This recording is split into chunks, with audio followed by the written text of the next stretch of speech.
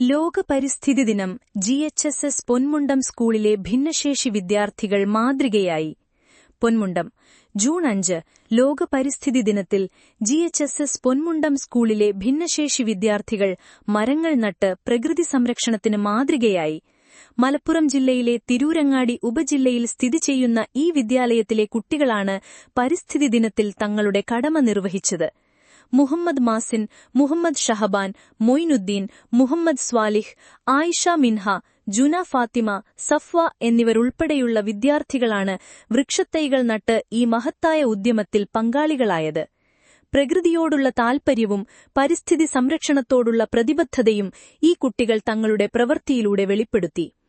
ഈ സംരംഭം സ്കൂളിലെ മറ്റു വിദ്യാർത്ഥികൾക്കും പൊതുസമൂഹത്തിനും ഒരുപോലെ പ്രചോദനമായി.